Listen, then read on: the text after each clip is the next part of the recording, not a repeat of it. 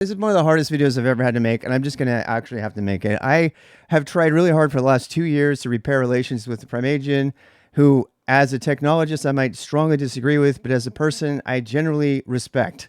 But when somebody comes along and fans the flames of basically, all of the things that cause violence in our world, which include ridiculing an entire class of people that you know nothing about, I can't sit idly by and allow that to happen. And you can call me a male Karen, or you can call me, an overreactor person. And this is going into my podcast. Don't get mad, get busy. In this particular case, getting busy is countering false information with the correct information that's based in, the actual Communist Manifesto, or the entire degree for Russian that I had, or the 5 years that I lived among the Russians and literally lived with the families that were there, the times that I actually spent with Ukrainians and I lived in Ukraine, all the time I spent to learn a language so that I could speak the language and talk to these people who lived under communism. And by the way, I changed my major in college when the wall came down because I had lived in fear of communism my entire life. I've been doing duck and cover forever. The Terminator was showing, dystopian dreams of people getting annihilated overnight. I lived in constant fear of the communists. And most of it was absolute bullshit. And I didn't find that out until I made the change to my own life and sought to understand by communicating directly with as many people who were, quote, communists as possible. I lived among them. I came to love many of them. They became family members. I named my children after them, for God's sake. So when some person on Twitter, it just happens to be the prime agent, but when some person on Twitter, who, by the way, I would not have even seen unless I was trying to be a better person and try to follow, it's not like I follow Prime looking for things to disagree with. And I think that my activities over the last year will prove that. There's been a lot of the things that Prime has said that I strongly disagree with, and I keep my mouth shut. I'm like, okay, we can agree to disagree. People can be influenced. This is not accurate. I'll make a video about the things that I believe in. But when you cross the line and you start attacking human beings by making fun of them and justifying that and saying that that's okay, and like, oh, that's always be okay. Yeah, the rest, read the comments. You think I'm not kidding? Prime Agent's got a big megaphone. He has done a lot to build influence, mostly shitty marketing and bouncy ball, kind of appeal and thumbnails on YouTube, but typical YouTuber. But the fact that he's even still on Twitter says everything you need to know about him. But so he's got this big ass megaphone to influence people. And so when he makes a tweet that kind of casually dismisses an entire socio-political system without even looking for 1 second at what possibly is good in that system, as opposed to throwing it all under the bus based on some fucking false assumption that's not based on any information, I'm going to respond. So before we can go any further on this, I need to read some of the comments, okay? For you to understand why I'm so spun up over this, I really have to read the comments. Now, my first mistake was getting on Twitter, or X, whatever the fuck it is. That was my first mistake. And I'm very happy to live under a rock, and work on my stuff or whatever I should be working on right now instead of complaining. But the problem is that when I do encounter this stuff, when I encounter falsehood, I cannot stay quiet. I have a tiny little megaphone compared to the prime agents, but if I can't sleep at night knowing that people are saying this shit. And so if I can actually make a video and put my voice out there, which I believe, and I'm going to present evidence for this, I believe is more evidential, it's more scientific, it's more based on facts, so that I can actually provide some context for that for the few people who are still trying to make a decision about what to think about communism and politics and all of this stuff. Then maybe they can take that into consideration with the rest of the shit on the internet. In fact, the biggest complaint I have, obviously, is that people who participate in the internet and in general, they tend to be wrong more. And many people in the chat have already suggested, dude, this is going to end well. Don't do this. And I'm like, you know what? You're absolutely right. And then a bunch of people are there. Well, communism is this. Why can't you make fun of it? And I was like, you even know what communism is? They don't know. So look, the people, unless we're going to save our humanity from idiocracy, which we are charging down the path toward idiocracy, then we have to add more informed debate. We have to add more informed commentary. We have to add more contrarian voices to what is being said on the internet. If I shut up and I don't say, and I know this is going to seem like ad hominem attack against the Primagian, it's really not. It's really not. It's against the Primagian's position on this particular thing. So I want that out there. Is it annoying? Yes. Would I have beer with Prime? Fuck no. But does that mean that, he's a bad person? No. I'm not saying he's a bad person. I'm saying he's spewing idiocy right now, and it has no basis in fact. And all of the people in his rather large community are saying shit that is super important that I at least have a voice out there for, to say this is wrong. This is not only wrong, but you're pushing the world to a worse place by behaving like this. And you can dismiss me as that ranty, get off my lawn, old dude, all you want. That's fine. I'll at least be able to sleep at night. So let's go through and read some of the comments here, unfortunately. So my comment is actually the first.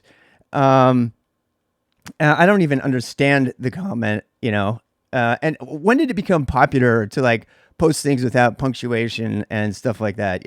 Hey, let's poke the hornet's nest of people who have no education with the least possible English as possible, right? This is, I just don't understand modern internet culture. I don't understand modern, what I spent 30 minutes yesterday reviewing a PR into a newsletter that had totally horrible English in it. The English was horrible. Oh my God, you're such a Chad. You actually like writing the English language as it was intended on a tweet. Oh my God, you read the room, dude. You don't get it. This is Twitter.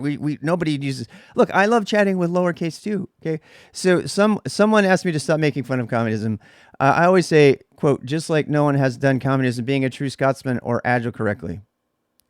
I don't even know what this means, and I do need to seek to understand, but I'm going to have to take a guess here. Just like no one has done communism being a true Scotsman or agile correctly. And that, there's so much in there that I want to unpack. Their response, no country has ever claimed they attempted communism correctly. I don't even know what that means. It's a chef's kiss for me. I don't know what that means either. I don't really care. The thing that really triggered me here is, one, learning that he regularly makes fun of communism for no reason, which I have to... That it's okay to make fun of communism as long as you make fun of capitalism and you make fun of all of them. But to pick one out, to single one out and just attack it for no reason is stupid. It's unscientific. It's unproductive. If you want to do it, fine. You're totally free to do that. But that means I'm free to help you understand that there are more than one perspective here. And that's the main takeaway. If you don't watch anything else in this video, the one thing I want you to understand is this. Most people that talk about communism do not know what communism is. Most of them are talking about Stalinism or Leninism. I'm going to prove it by looking through the chat here. Okay. They're talking about Stalinism and Leninism. They haven't read Marx. They don't know what they're talking about. If you actually knew that, then that would be the start. In fact, most of you who are members of a religion right now are communist. By the definition of communism, the true definition. If you belong to a commune, a group of people who agree to the same sorts of ideals, who have some sort of vested interest in both financially, emotionally, and intellectually into the commune, you're a communist. That's the definition of communism. I don't know why people have decided that communism is a, quote, evil empire, that they have no fucking idea what they're talking about because they never even sought to understand. They just jumped on the bandwagon with everybody else. Well, I'm telling you, I spent a good 10 or 12 years of my life seeking to understand because I was just as fucked up about this. So what they're usually talking about is Stalinism and Leninism, which is the extreme. What happened was Marx had a good idea. Hey, we should try to do more things in common here. And it should be more power should be to the people. Marx, by the way, was a Bolshevik. I mean, he wasn't a Bolshevik. He was a rich person. You can say what you want about Marx, and he was really messed up. But if you have done any research on this person, as a human being, it's important. You can watch a documentary on it, actually. There's a really great documentary on Marx, and it's not pro-communist. It's just a documentary about Marx's life. Study Marx's life. Maybe understand what he wanted. Marxism and communism are not the same thing either, right? Marx grew up in a very rich, rich. He was like a 1%er. And he was like, this doesn't make any sense to me, right? So he's like, he goes, and then he saw so much of the stuff that was happening in the 1%. This is what's so crazy, is because so many people who criticize communism have the same critique for the upper 1% right now in capitalism. So Marx lived through a system where he was the upper 1%, and he was super duper wealthy and rich. And he decided, I can't do this in good conscience. I cannot continue to live like this. And so he set about a very awkward way to figure out what it meant to be human, to live in a system where we all have things in common, where we don't necessarily, we're not repressing anybody, but we all have an equal voice. And you could actually argue, this is really fucked up, but you could kind of argue that the origins of Marxism were in some sense were part of the birth of some of the same ideas of democracy. Maybe not capitalism, but democracy. So Marx grew up in this, elitist society, these let him eat cake kind of times, and he started writing about it. And and he had his own vices, and he ended up getting addicted to different things, just like any look, if you just have to, this is a takeaway. I can't talk about it in an hour, okay?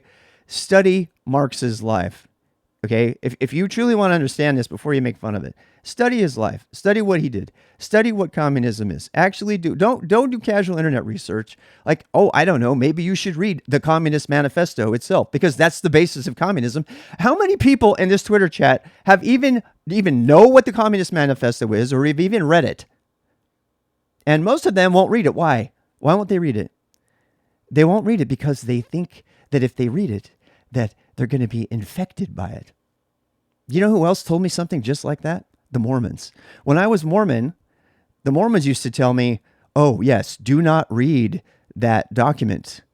Do not read the document that caused Joseph Smith to destroy the printing press in Nauvoo, Illinois.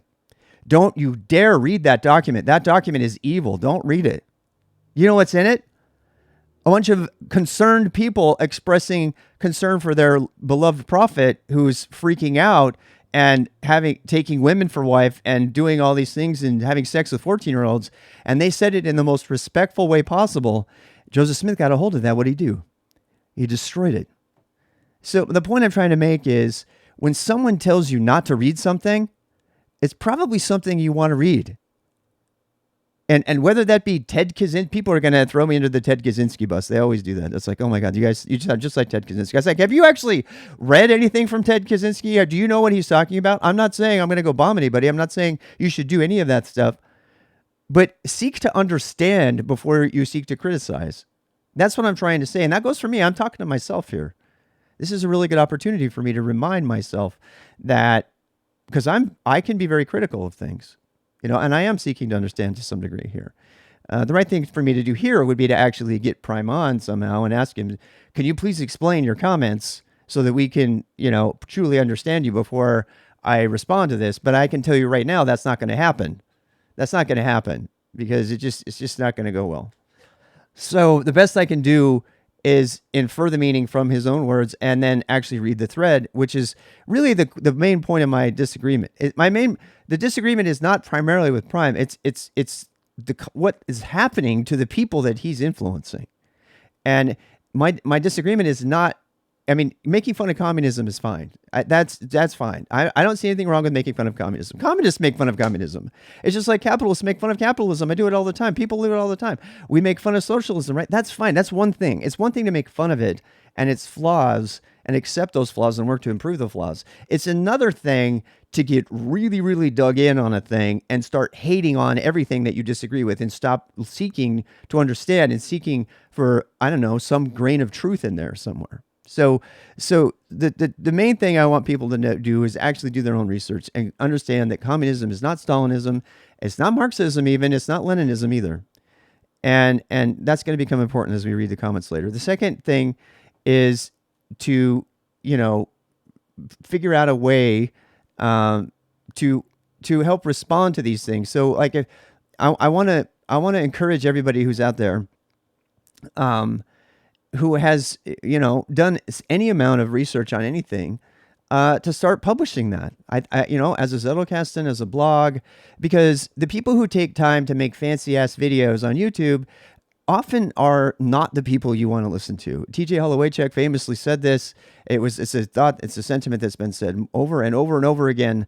And this goes for me. The more likely you are to hear from a person, the less likely you are to want to hear what they have to say. Peter Attia is kind of a contradiction to all of that. This is a guy who has been through many things in life and is now written a book. It's really famous, and he's talking about longevity, and he's backing it with science and stuff like that. And but he's also on the internet. So he's, in my opinion, he's a perfect example of someone in the modern era who has leveraged all of their communications mechanisms, and who has sought to understand through lots and lots of research and education. And even then, science says that nobody is actually right here, and that goes for me. So I want you to hear me out, and then I want you to say, Rob, you're full of shit. Like if I am full of shit based on something, then you can say I'm full of shit based on something. Okay.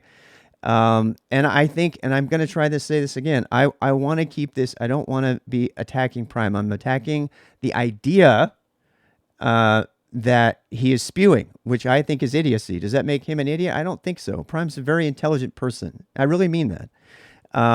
And believe it or not, just like communism or capitalism, there are things in Prime's own behavior that I have learned from. So, whether it be something as simple as DAP to copy a password in Vim, to, engaging with your community, I've learned from Prime. Now, there's a lot of stuff about Prime's channel and Prime's influence and Prime stuff that I strongly disagree with. But because I put myself out there, I did learn. I learned from somebody who I think is in this moment spewing idiocy, but I don't think Prime's an idiot. Okay. So let's keep going on down. But again, I was fine with the first thing. I was like, I read what he said, and I was like, he doesn't know what he's talking about again. I'm just going to move on. And then I read the comments.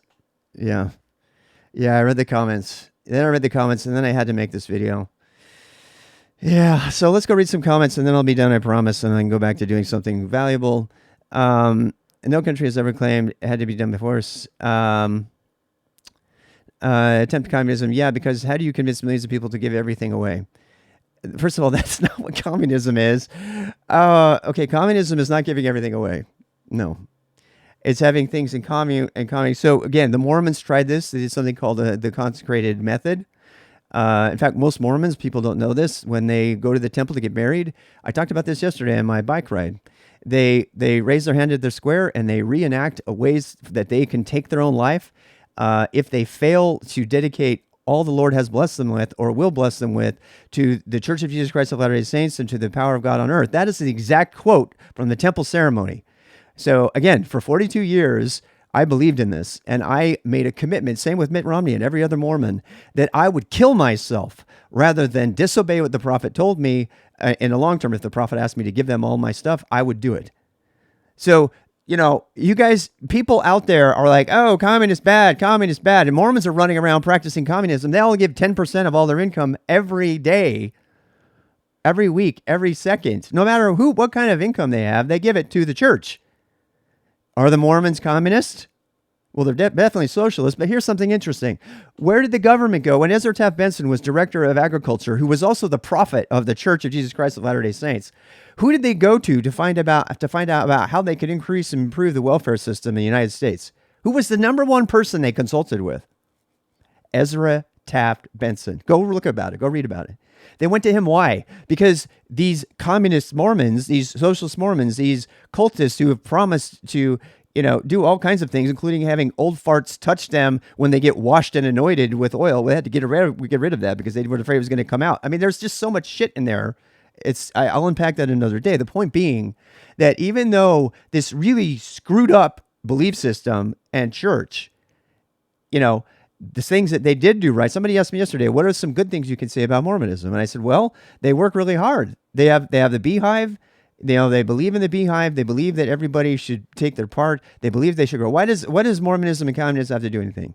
Because when the American government was seeking to improve the welfare system, they went to the director of agriculture, Ezra Taft Benson, who was the prophet of the Mormon church, and asked him, how do you guys take care of your people so well?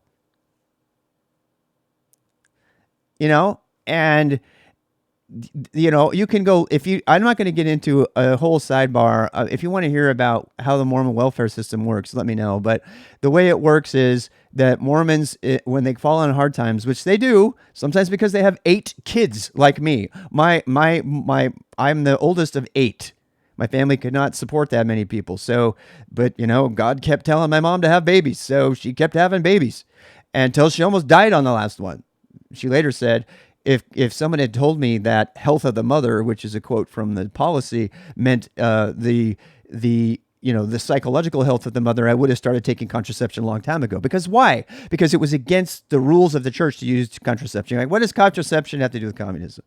Because people were taking their direction from a system that said, this is what you need to do. And in that sense, the Mormon church had a lot of flaws in common with communism. It still does. So does a lot of other churches.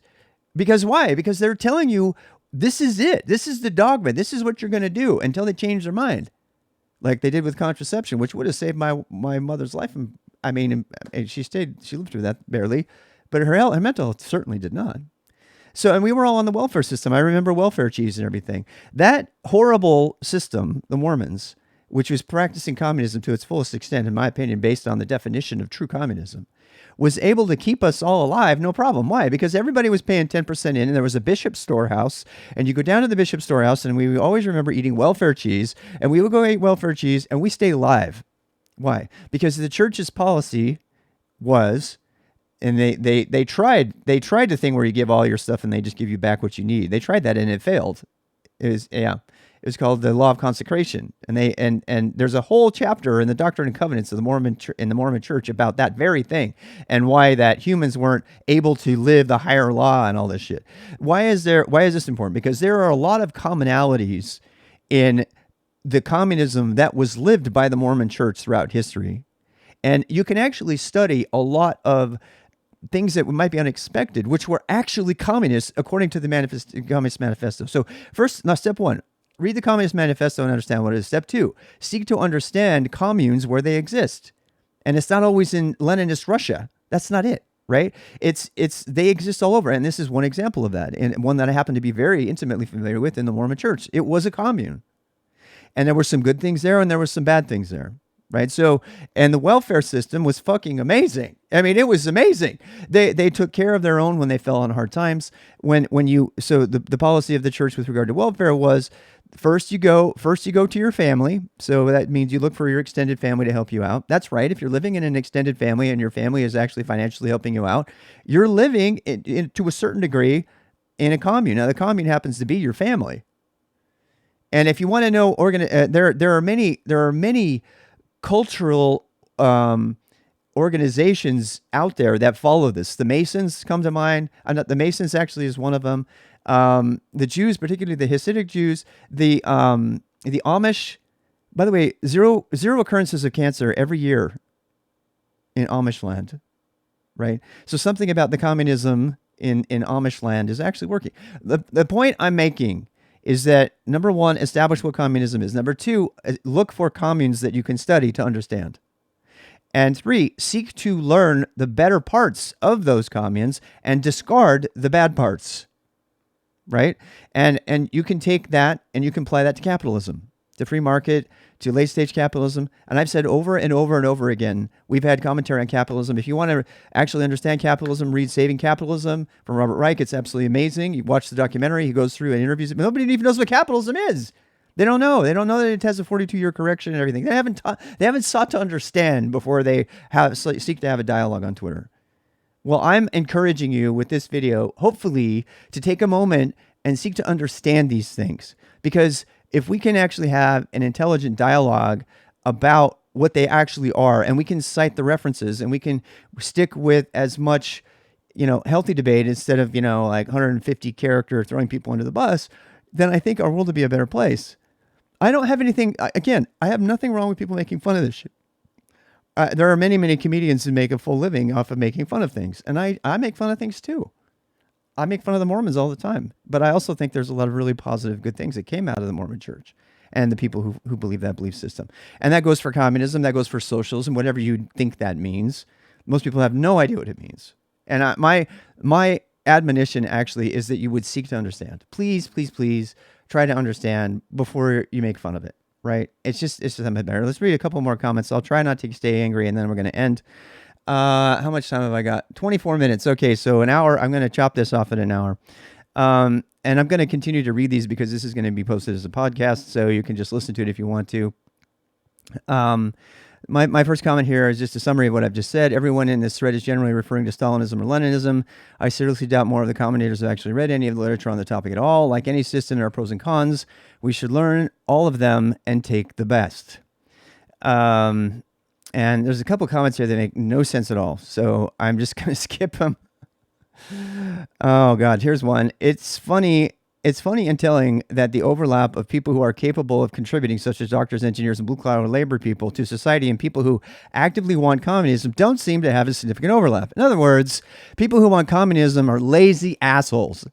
All right, I don't even want to comment on how uninformed that opinion is. That's absolutely the polar opposite of communism.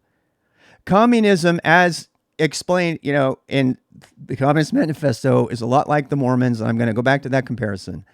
Mormonism encourage Mormon. It's a beehive. The one positive thing about Mormons is how fucking busy they are all the time. They are always busy doing good and doing stuff. Are they not productive? Say some of the best engineers and doctors and professionals in the world are Mormons.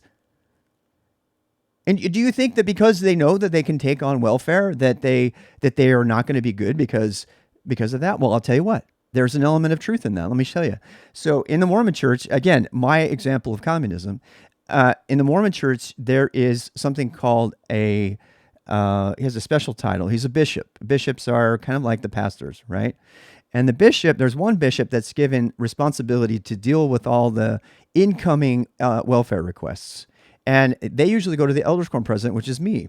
I spent several hours of my own life moving people at the last minute because they were getting kicked out of their homes and stuff. And I was the elders quorum president, and I worked remotely. So I worked at home. I have a lot of direct experience with helping these people that were in need.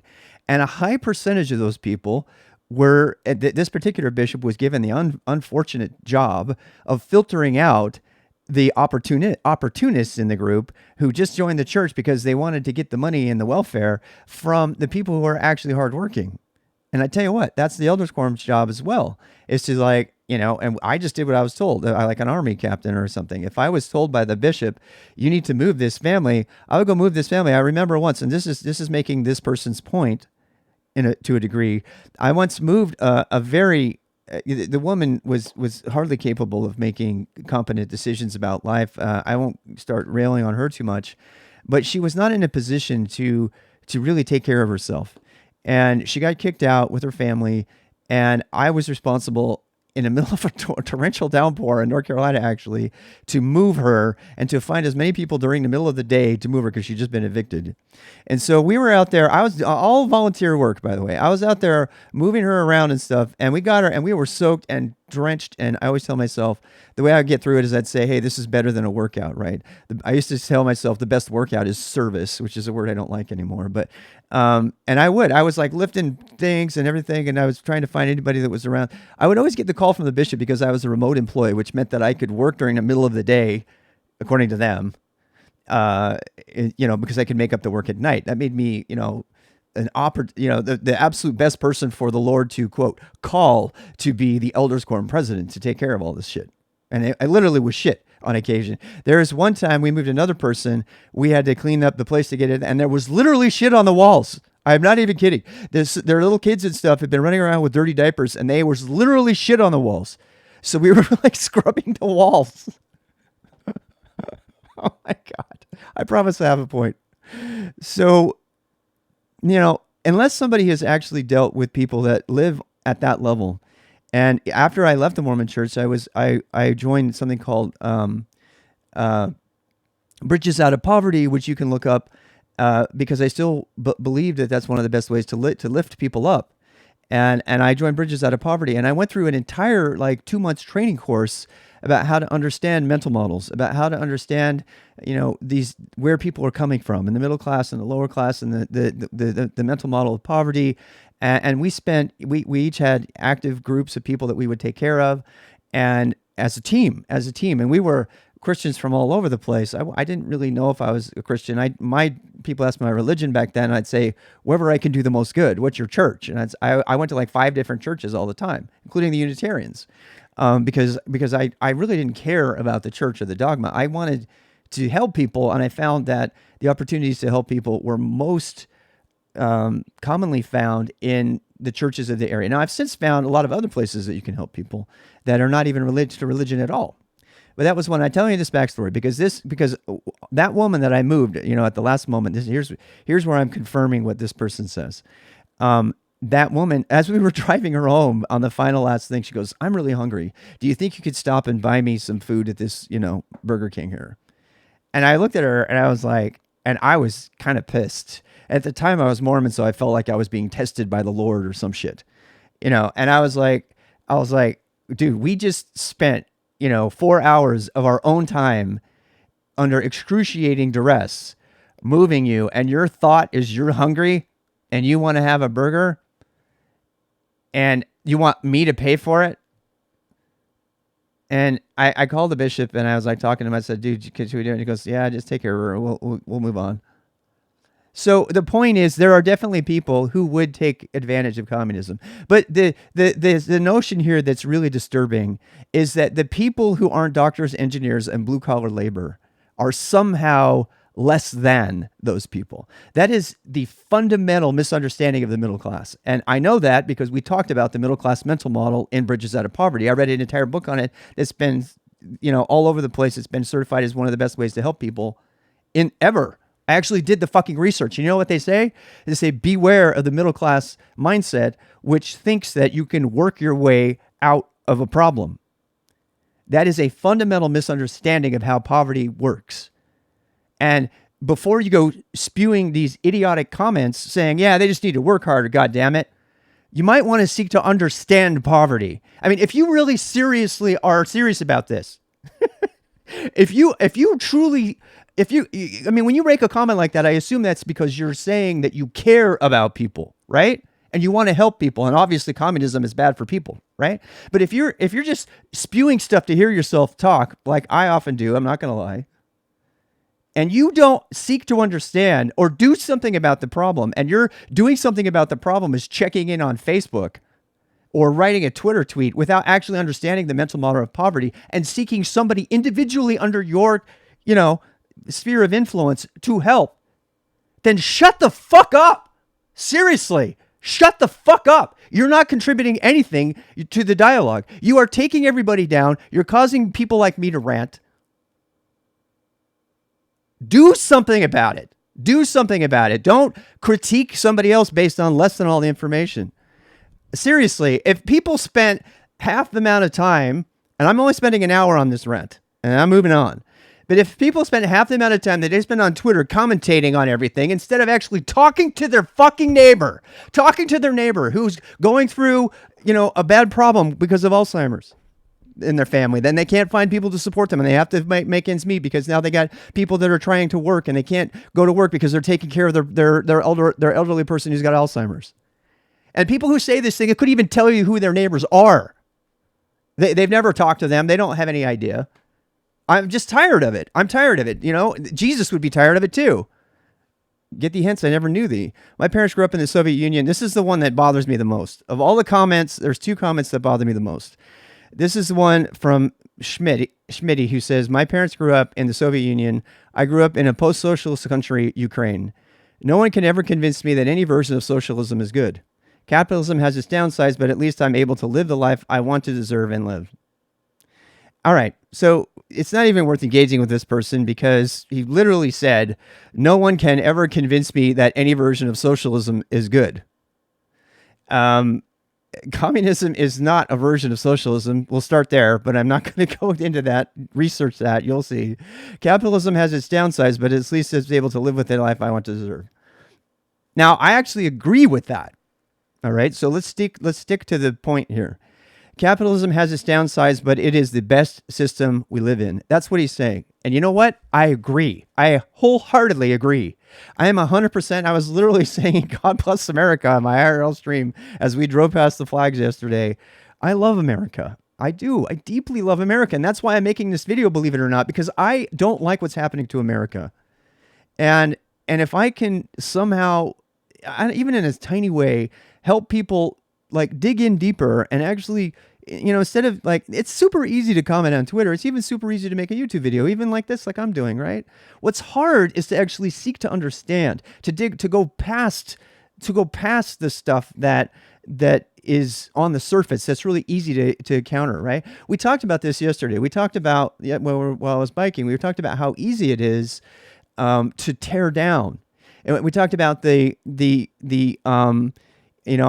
related a story on my stream about, just randomly, we were getting really pro-America there for a second, we're like, yeah, America's great. America's beautiful. I mean, one way to know that is to go outside, and ride around in America and go to a Whataburger and grab a, and eat it out in front, eat it on a bench with, that's been dedicated to a canine dog unit that died, at the Veterans Memorial. That's what we did yesterday. There's a stream of me doing that. And so, I mean, I did it, and it wasn't planned or anything. I love America. I truly do love America. I love the America but I also love the world that I came to accept and perhaps naively think was, it's a small world after all.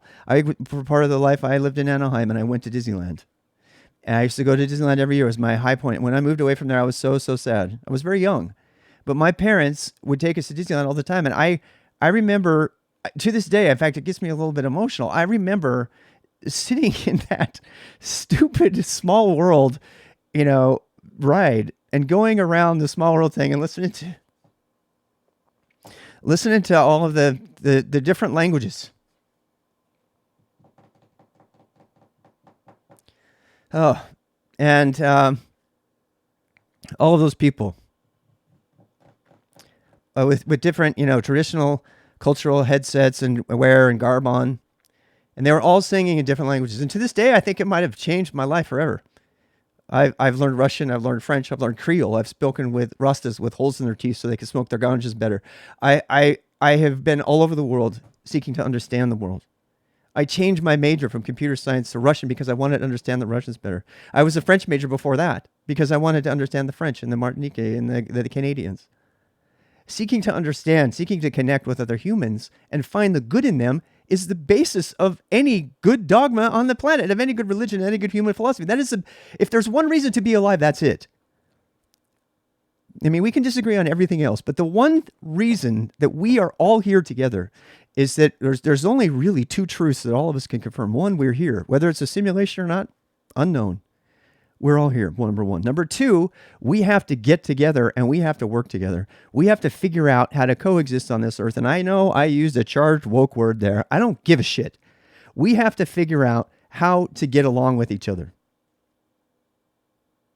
And that is not going to happen by making fun of other people's political systems or indirectly of people directly, right? And it's just not going to happen. And you can call me naive, but I want the world where that I imagined which was, I don't know that it exists, but I want the world that I imagined when I was that little kid on that stupid small world ride. Because I would look into the eyes of these stupid dolls singing and everything, and I was like, damn, why do they have that headdress? What are they about? I sought to understand them. How do they live? How do they vote? How do they pick their leaders? Socioeconomic things and politics are a part of humanity. This is why I don't mind talking about politics, because if we don't talk about politics, we can never improve. Now, we got to learn to do it respectfully, and ridicule is the opposite of respect. So, I'm going to move on. So again, I agree. I disagree with the thing about not knowing socialism is in this comment, but I strongly agree with the statement that capitalism has its downsides, but it's at least the best thing we live in. Absolutely. But there's actually a lot of really good things in communism. I know because I experienced them personally, not as a communist, but as a Mormon. There are positive parts of this. And we need to take the good and discard the bad and put the labels as much as possible into the fucking trash bin, because that's where they belong. The labeling, the ridicule, oh, hey, what are you? People can't even decide what my politics are. Am I a progressive? Am I a libertarian? You know what? Who cares? I'm a human being. If there's one thing that all of the politics has gotten wrong, it's that we are not observed as individuals who have positions on different things that span the political spectrum. And if we actually had a system that did that, which we will never get to if we can't have a dialogue. If we're making fun of everybody and making fun of all the systems, how are we ever going to get to the best system that takes the best parts of all those systems? You know, I know I'm sounding ranty and preachy. That is my prerogative. This is my own channel. You can turn it off anytime you want. That might be now, but I'm going to continue to read the comments. I have another 10 minutes, and I promise you after that I will not talk about this topic again. So, or object-oriented programming, which I think is funny. I hate object-oriented programming. I believe it was, as Brian Cantrell called it, the dark times of technology. I think that's a fun reference. I do like that. But again, even object-oriented programming, there's some things that we can take from object-oriented programming that were good. You know, polymorphism, probably leave it aside, right? But there's other things that are good. We should take the things that are good and discard the things that are bad, that are not working. This is another comment coming from somebody who looks just like they sound, who lives in the Czech Republic, who says communism was, is, and always will be an evil ideology. We should never stop making fun of it and ridicule this flaw for this dangerous ideology. I have so many problems with that statement that it's very hard to unpack. The first problem is that, first of all, communism is not an ideology. No. Communism was a thing that Marx thought might get us to a point where not everybody is a 1% person. I don't know. It sounds like something we could probably use today, right? The middle class is completely annihilated. The rich are getting richer and the poor are getting poorer. And if you want to understand where we are, we're in late stage capitalism, according to Robert Reich, who's dedicated his life to understanding economic theory and says we are going through a capitalist correction. He also says capitalism is the best we have, but unfortunately, capitalism has to be corrected about once every 42 years in order to restore the middle class. And you can look at the oppression of FDR, you can look at the Civil War, you can go back and you can trace capitalism's failures. Capitalism is like a really, really great program with a really insidious memory leak. That's what it is. And it has to be rebooted every once in a while for it to work. And the really interesting thing about capitalism is that we are headed into the first time that rebooting capitalism, is going to take down the whole world. It's not going to be a reboot just for, an isolated segment of people like us in America. So if you truly want to understand that, I strongly recommend reading Saving Capitalism from Robert Reich and some of there's other writers on this all over the place. And again, capitalism is a really great system with a huge memory leak. And I know that a lot of Prime Agents people love Rust, so, they always hit us with, use Rust, it protects you from those memory leaks. I'm not suggesting that communism saves us from the memory leaks. I think communism is Leninism and Stalinism are so flawed that instead of you having a memory leak and having to be rebooted every time, the thing panics and takes down and bricks your system. Stalinism and Leninism and any tyranny of that level have proven to eventually fry your motherboard and you get that horrible smell of burning electronics, right? And once again, I just want to say, if they're making fun of that level of Stalinism or Leninism or tyranny, I'll use those words instead of communism, then I agree. I just made a joke about it, right? And I mean, it's very hard for me. It's still very hard to make a joke about it because I've studied it. And when that smell of burning electronics from the system that didn't work is actually the smell of people burning in the gulags, which I have read a lot about. Read some Dostoevsky, read some Tolstoy, read some Pushkin even, I think I'm kind of trying to understand this for myself. I think one of the reasons this spins me up so much is because even if communism were the real evil here, making light of it is kind of like making light of the Holocaust to me. Okay? Because I have studied it so much and I have seen what it's done to people. I've met people who have gone through this, like this person from the Ukraine, who's probably had so many negative experiences with what he associated was the cause of that, that he has created really strong cognitive biases in himself that say, no, no, no, I don't want anything to do with it. Like me and Mormonism. You know, I make fun of Mormonism all the time. I throw it under the bus. It was one of the worst things. I'm still suffering from. It's mentally and everything, right? And I sometimes I make fun of it to cope as a coping mechanism. But when you think about the fact that I committed to kill myself rather than give all my stuff to the church, and there's some pretty dark shit there. And there's some pretty dark shit in Stalinism and tyranny and stuff like that. So ridiculing it and making fun of it, maybe as a coping mechanism, maybe. But I would rather we have a more productive, I mean, if you're going to do that, fine. But let's also try to seek to understand what could be better here and what could be good in it, and come to terms with it, like I'm coming to terms with other things that have positive, ramifications. Someone asking you not to make fun of communism is making fun of communism. Oh, that's no. You can't make fun of communism unless everyone gets it. If grandma killed someone every time she tried baking a cake, you eventually stop letting her go into the kitchen. That's just so disturbing. That's like, when I laugh at that, it's like when people laugh at dead baby jokes. That's what happened. That's what it feels like. It feels like I'm laughing at a dead baby joke, because all I can think about when she's just baking a cake is people getting like literally baked. Like, and I'm not talking drugs in my, yeah. So please don't stop making fun of it. That's good. We need that. It's going to help us get over. I don't think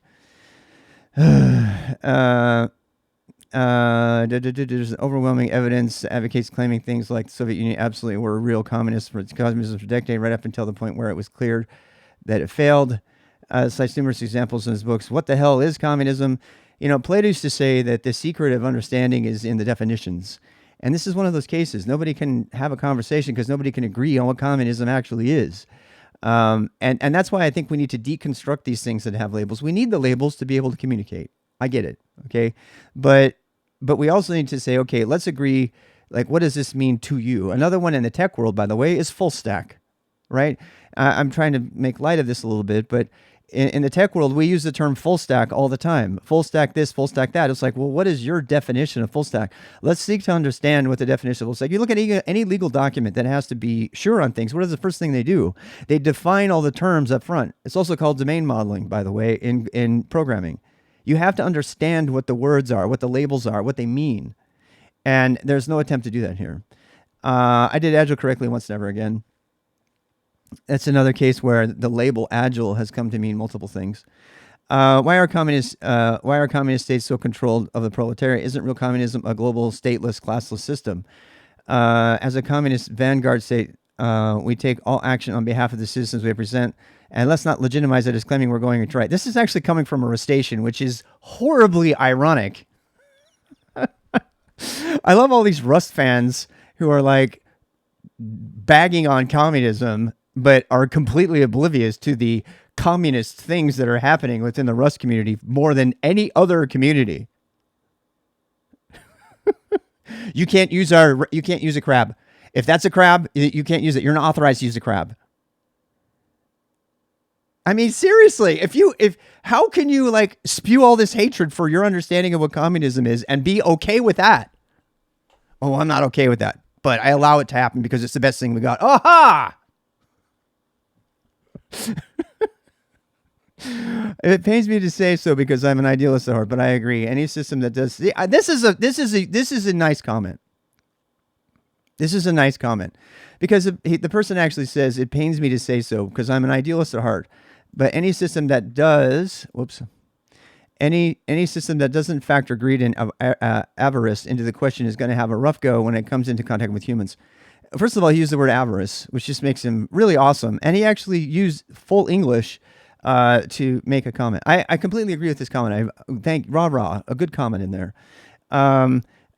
Just curious, Marx and Engels invented communism and wrote a manual. The Bolsheviks executed Marx's blueprint for that to the letter. Bull crap. So how can it be said that it was never tried? Just a really strange flex in my view. That one's a hard one to unpack. The Bolsheviks did do pretty well in doing what Marx wrote. They did come pretty quick, but that as I kept going back to the Mormons actually did a better job. Part of it is, I believe, part of it is that I think part that a lot of these people are missing is that communism has always been opt-in. So when you think of communism, like true communism as defined by Marx and Engels, my interpretation of it, and everyone's going to have a different one, but my interpretation of it is that it is opt-in. It's not something you force on a bunch of people. And the Bolsheviks did not. It was not an opt-in. And the reason that the Mensheviks happened in the Leninist revolution, if you want to understand this, go watch Dr. Drago, and you can see it happen. And if you really want to understand the nature of revolution, read Paulo Freire's book, Pedagogy of the Oppressed, which is a fantastic book that everybody should read, because this talks about somebody who's lived through it, and it talks about the dynamics of revolution and when you want to make political change and things like that, and how it has to happen from within. And Pedagogy of the Oppressed is regularly cited as to attack banker-style education, open head, insert knowledge. And that's not how education works. And I'm a strong fan of that.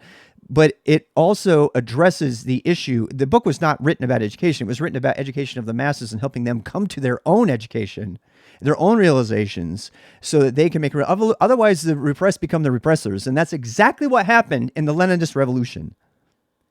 And that's exactly what happened. You had the Bolsheviks come in and say, we're going to do Marx and Engels and everybody's got to do it. And the Mensheviks are like, but you're just becoming like, who says that you get to say what the people are saying? And then they won. And then they're like, well, we're the people now. We get to say what the people want. And then Lenin walked right in. Lenin was a Menshevik. He wasn't a Bolshevik. Lenin walked in and he just like went to town. For the people. It's all about the people. People. No, it was never the people. They didn't have a voice anymore, and the people didn't know it.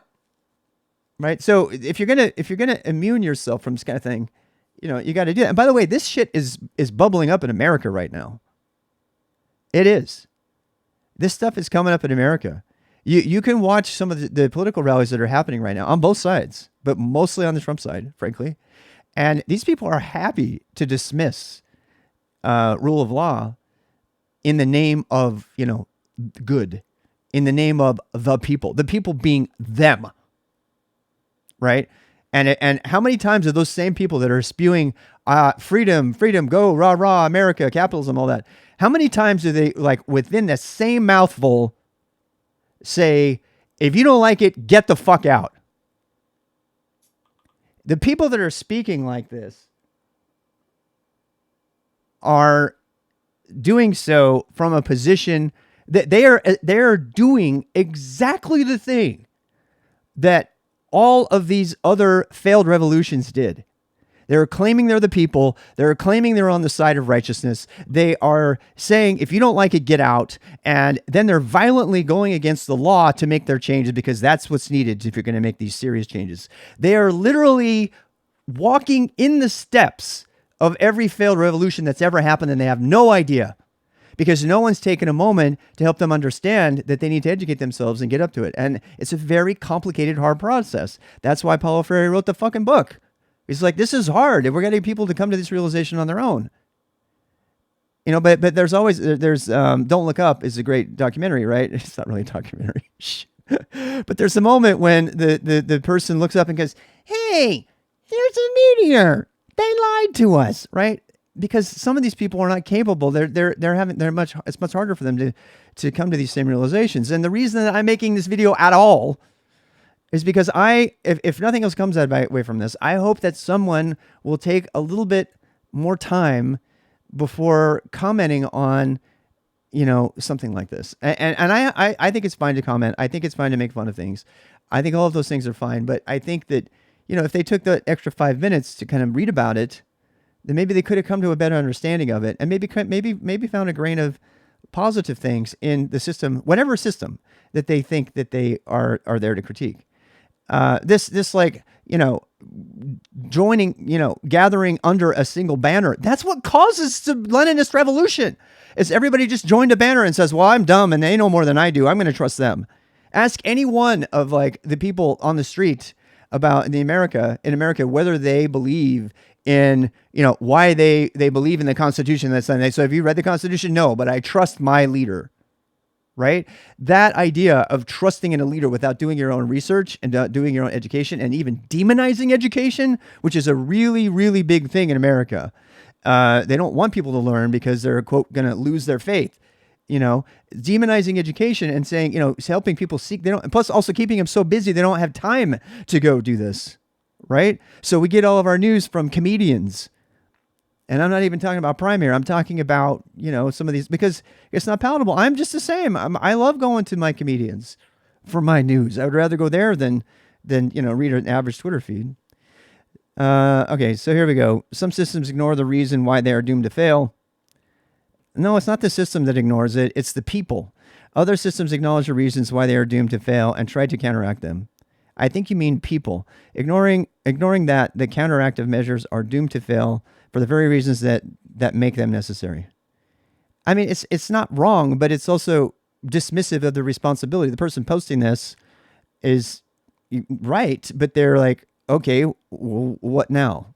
And then my first comment that I made, which I am not taking down, it was very knee-jerk reaction. I wrote, "You have no fucking idea what communism is." And he really doesn't. He has no idea. I've spent the better part of 2 decades researching communism's effect on people and living among them. And I'm telling you, he has no idea what communism is.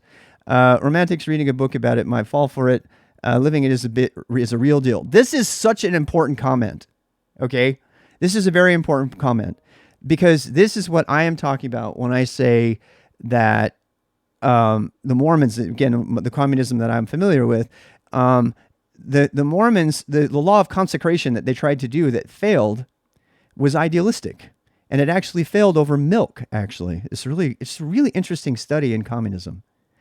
I'm serious. Read about the spilled milk that destroyed the law of consecration, which was communism as most people are talking about it here. Everything in common, right? They tried to do it, and one of the elites spilled some milk, and there was a fight between the women because they're like, well, you spilled that milk and you don't get any more. And they started fighting about who got enough of what, and it all failed. And Joseph Smith went and knelt before God, and God told him, sorry, you aren't all ready for this. Bye. So the reason I think it's interesting is some of you might find it an interesting commentary on what these laws of consecrations and having all property in common actually do. And that having all property in common is a fundamental part of communism. It is. And, but that's not the only part of it. There's other big pieces of it and I happen to think that that's one of the biggest flaws of the thing. The idea of having all things in common and having, the reason that doesn't work is you have to have one body of human beings make a decision about who gets what and what they need. And that is always going to be flawed because humans are just fundamentally flawed. But the idea of lifting the whole community, there are other ways to accomplish that. And I happen to think, I don't know, I'm not really well versed in it, but I think that at least one of the ideas worth considering, it could be totally wrong, but I think one of the ideas worth considering is something like I'm thinking about the people that are fighting against institutionalized poverty and generational poverty. These kind of people, there's no way on earth that they're going to be able to lift themselves out of that system. There's just no way. And if you don't understand that, go do some reading and research on generational poverty and the causes of it, right? Should we take everything away from everybody, put it in a pot and let some politically elected group of people, elders or whatever, decide what everybody gets? Hell no. Hell no. But should we consider lifting those people who can't lift themselves in some way? Yes. And that comes closer to what I understand to be the definition of socialism. So that part of it, the part of lifting up those who can't lift themselves up, many of whom want to, some of whom are lazy asses and aren't going to ever lift themselves up. What do we do with them? Do we make them suffer and die, and their children suffer and die because they deliberately had 8 extra kids? Do you think this this actually happened? There are people who have extra kids in the system so they can get more money, but they are the extreme case. I think the thing, the worst part about dialoguing in America is that everybody throws the most extreme case out right in front. And I said, do you know what is the population of people who actually behave that way? I said, you know what else? There's a certain population of serial killers among America too. Does that mean we're going to make a system based on serial killers, to avoid serial killing? Yeah, we kind of, right? The point is, we have to stop using these edge cases as anecdotal pump up things. And this happens whenever we're talking about anything, whether it be, slavery reparations or abortion rights or women's rights or this whole trans thing, that we're going through. These are all things where people throw out the extreme case and it shuts down the dialogue. And that's the thing that I have an issue with.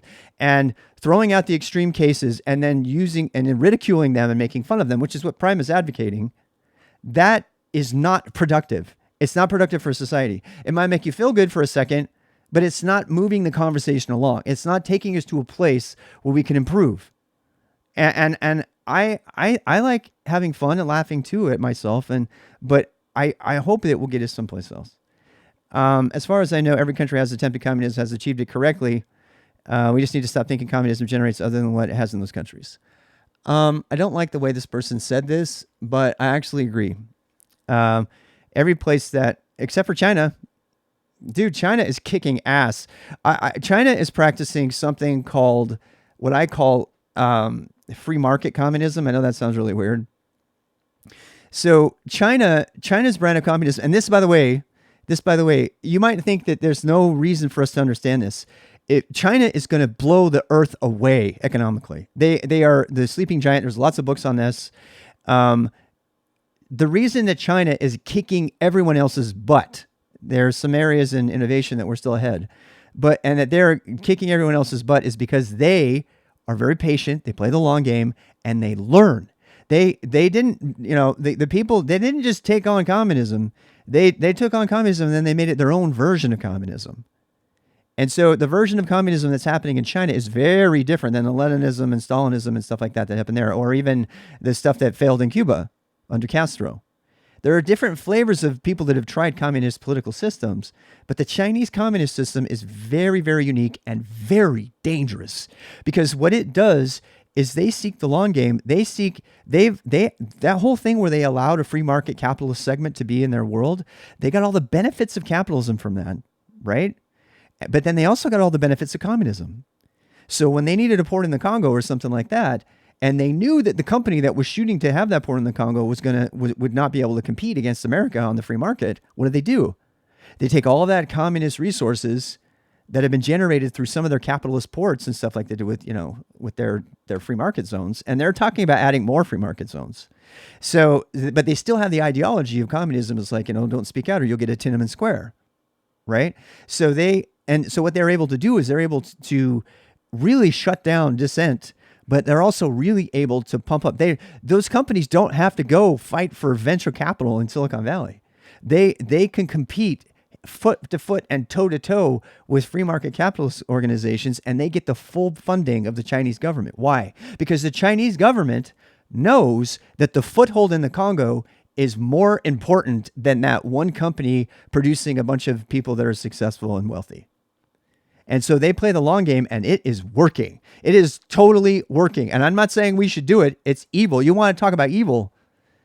That's not even evil. They're like, I can just hear them saying, hey, that's the rules of engagement, man. That's the way we're playing the game. And you know what America's doing? Floundering around with every 4 years of seed capital. How many Silicon Valley carcasses do we have at this point?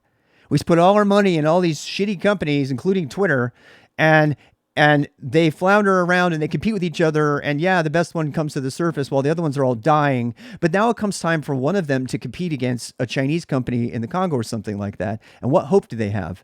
They can never compete on the same level as communist-backed semi-capitalist free market like what's going on down there. And it's absolutely terrifying. And if you want to be afraid of something and seek to understand it, that's it. Because that is going to be the great enemy, if you will. Is it evil? I don't know, because it works. It's evil because there are parts of it that are extremely evil. The suppression is definitely evil, right? But there are some pieces of this particular equation that, Sun Tzu, Art of War, understand your enemy, right? There are some things happening in the Chinese version of communism that America could learn from. And I know the idea, look, what's really ironic is that we are doing this. It's just happening behind closed doors. Look at how popular Elon Musk is. How did he get so popular? How did Tesla survive? Tesla got a multi-billion-dollar bailout from the government. How did those big banks in the mortgage crisis, how did they all survive? They all got bailed out by the government, right? And everybody was pissed off. We should have let them go their way. A bunch of people walked away with bonuses and everything. But you know what we practiced in those moments? Communism, according to this definition.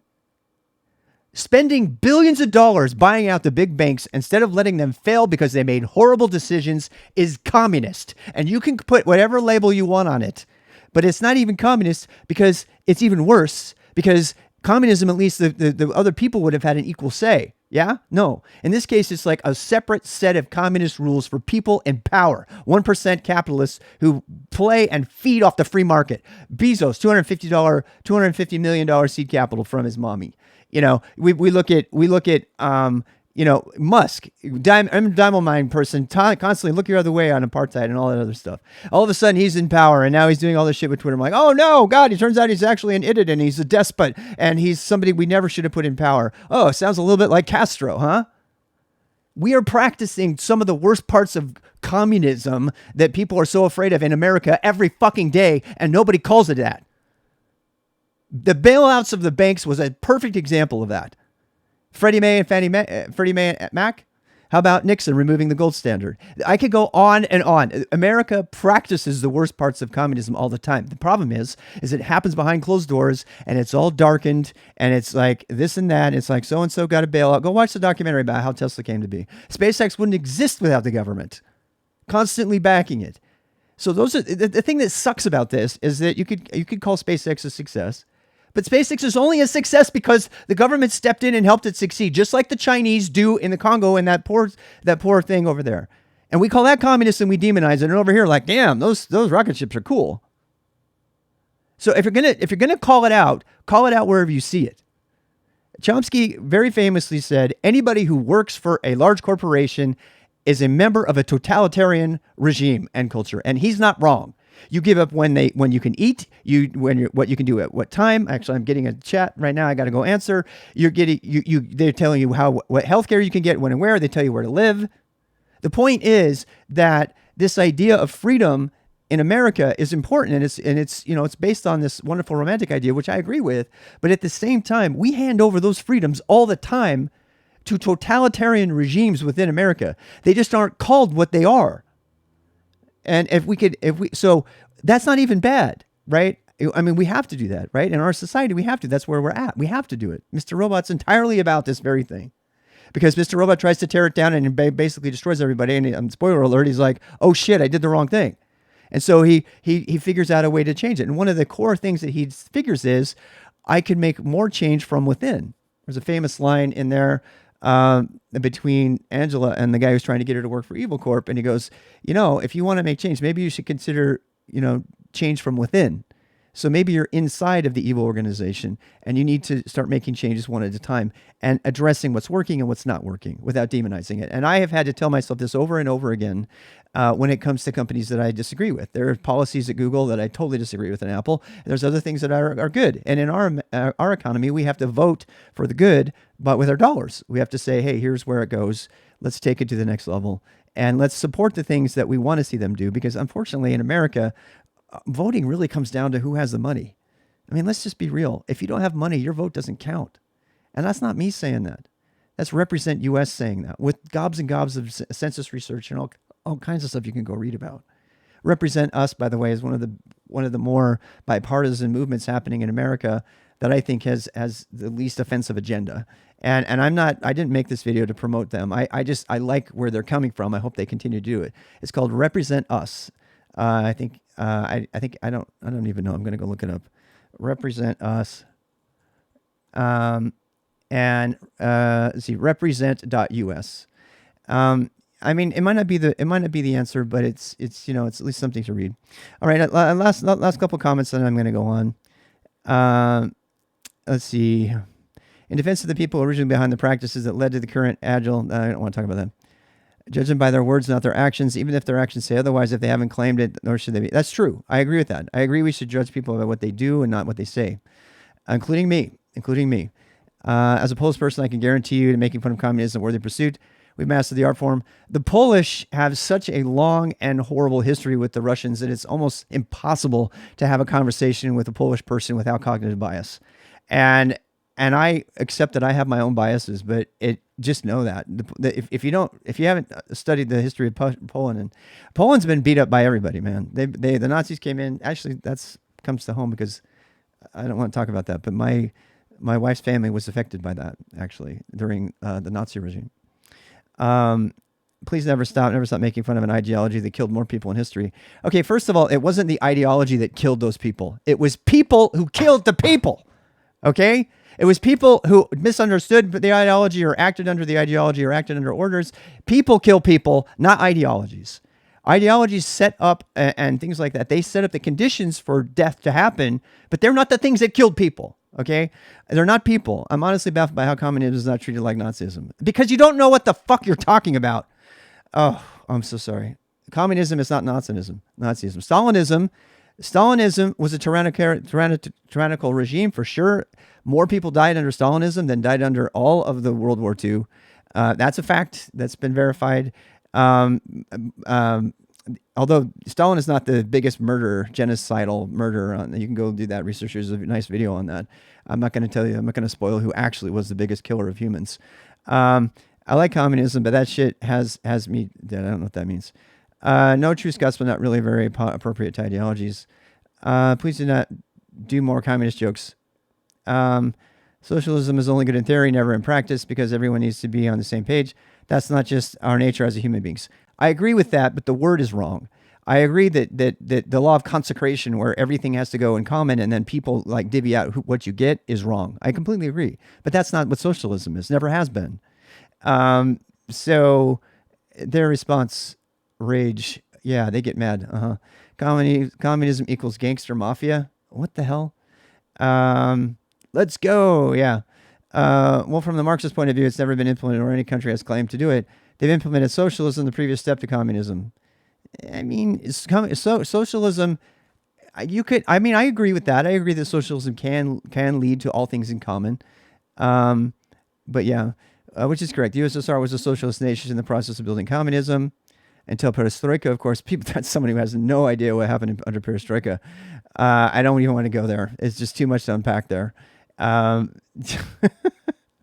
mean, we won't even talk about Reagan and Gorbachev's like personal relationship and where Gorbachev landed after all that and what happened to Yeltsin and his fall after that, starting out idealistic and then falling victim to the oligarchy. To the plutocracy, which is really what Russia is right now. Communism is like a unicorn. In fact, most of the versions of Russia politics have always been plutocracies. They've had different kind of like. A plutocracy is only slightly better than an oligarchy like what we live in. We do not live in a republic. We do not live in a democracy. There is no definition by which we live in that system. We live in an oligarchy 100%. And there are very few people who control the whole world, and they're the ones with the most money. And economists have been saying this forever. This is very well established. So the first tech influencer to go away near politics, brave. The first tech influencer to go anywhere near politics, really? Hardly. The first tech influencer to go near politics. Huh. I wonder where he got the idea to talk about communism. Communism should be banned from there, just like fascism, even more. Do they even realize that saying communism should be banned is a fascist statement? I mean, I don't think there's a single tweet in here that shows more cluelessness than that one. Read that again. I got to read this again. This is crazy. This is a perfect example of the dichotomy of people who think they know. Communism should be banned. Just like fascism. We shouldn't have fascism, so we should forbid anybody from ever doing it. And if they don't do it, we should burn them in a tank or something. But God, we got to have free speech. Oh my God, we better have free speech and dialogue because we don't ever want communism to sneak up on us ever again. So we need to ban communism, God damn it. And we should. I know. Let's throw some other things in there. Let's ban those. Let's ban those coexist bumper stickers because those are just causing people to think it's a sleeper slope down to communism. First thing they're posting like a coexist bumper sticker, and then they're communists, and then we're all fascists. So we should ban that bumper sticker. God damn it. Young Americans that were born with everything don't understand it. Yeah, those young Americans, they don't understand what communism is and why we should ban it so that we don't, have more fascism. This is the same kind of thinking. This is the same kind of thinking as the people who mandated the flying of the American flag in a homeowners association in the United States of America on July 4th. I want you to unpack that one for a second. That actually happened. Somebody thought this is the Paulo Freire thing. These people don't even realize how completely ironic, even dangerously so, all of that is. You're about to celebrate, the day where we gained our independence from England to do what we want and have the freedom of speech and all those wonderful things that the founding fathers that you love to cite fought and died for. I mean, not them. Obviously, it was always, their servants or their slaves or something, freedom for, white, rich landowners. That's America. It always has been, by the way. And so on that very holiday where we're celebrating freedom, we're going to take away your freedom to fly no flag at all. And if you don't fly a flag, you must be a communist. And therefore we're going to ban your ass. But because God, we don't want any non-patriot Americans in here who aren't flying the flag. If you're not flying the flag, you obviously are a communist or a fascist. You're not a true American. You're not a true American. You're not a true believer. You don't have our ideals at stake. Therefore, you don't believe in freedom. If you're not flying the flag, you must not believe in freedom. You must not think freedom's important. Dude, you think they're making this shit up. This is actually happening to our country. This is happening to our country. It's happening to other countries. And it's this populism that led to fascism and other things. It's people are hurting. And the reason they're hurting is because of failure of late stage capitalism. That's the reason they're hurting. But they don't see it. And so they look for everybody else to blame. Communism, socialism, blah, blah, blah. They don't know that FDR saved us from the Depression by doing the most socialist agenda ever in the history of America. All of the works projects that came about that gave people money and jobs and food on the table, you could call that socialist or whatever. He didn't bail out a bunch of fucking rich banks that sent all the people with their Learjets off the thing. No, he created socialist ideas to build the Hoover Dam, for God's sake. And all of these hardworking Americans got the money instead of the fucking bailouted banks. And I'm going to end there. I have nothing more to say here. This, I just don't like where we're at. And Prime's tweet, Prime does not deserve the full, force of my rant. But making fun of a system like this, in my opinion, doesn't promote the debate. And as I said at the beginning, my complaint is not primarily with Prime.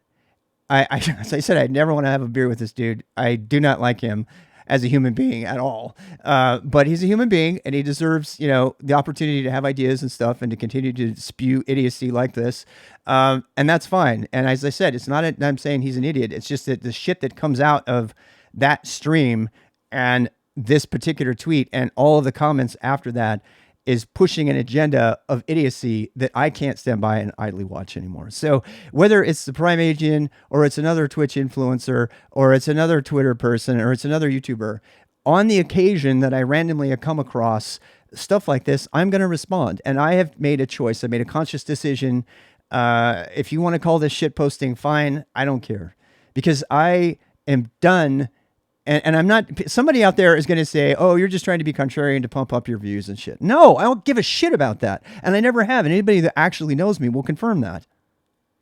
So, obviously, if I cared about views back when I had 500-600 views, I would have stayed a dancing monkey, doing cybersecurity when I first started streaming on Twitch. I would have I think my actions state more than anything. that if I was doing this to pump views up on YouTube or whatever, that it would be obvious and you would see it. You would see it in other areas.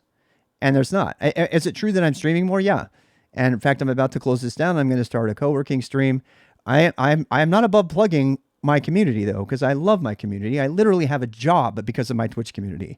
They found me a job when I needed a job. They set me up with one of the greatest companies that I've ever worked for. More importantly, the greatest teams I've ever worked for.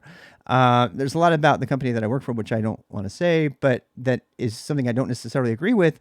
And it is a big, mean, evil corporation. Yeah, I work for one. And I started my own business, in 2013 to teach programming to people because nobody was doing it. And I put my money where my mouth was, literally. I took my retirement money out and did it. So I believe my actions speak louder than any kind of, mud somebody's going to throw at me for putting this out there. But I could not sleep at night without responding to this. So I appreciate that. I'm going to avoid reading the comments in this particular podcast because of the nature of the material. I'm sure there's been a lot of really interesting comments. For those kind of things, if you want to, I will kind of scroll through it, but I don't want to. I need to go back to work. I actually have a job, so I'm not going to sit here for another half hour. I'm already over my time. Thank you for joining us. This will be posted for the Twitch people. This will be posted to my podcast, and I will leave comments open on that podcast, which is probably something I shouldn't do. I'm going to do it anyway. I'm going to leave comments open on the YouTube video for this podcast. The podcast, which I've only done one episode of it, actually two, is Don't Get Mad, Get Busy. Unfortunately, in this particular case, getting busy means spreading new information, or at least encouraging people to go read more about the topic. That is literally the only way in this particular case I can get busy to counter it. Most of the time, I would prefer to not address something directly and to promote something by producing something positive that's an alternative. And by the way, I thought about forking the Go code base today because we were like looking at no stuttering the other day, and I was like, I could just fork the Go code base and then my code would work and I can have what I want. I was like, damn, there's freedom. God bless freedom. Oh, that's communist. This idea that everybody should be able to own all the software. Whoopsie. Bye.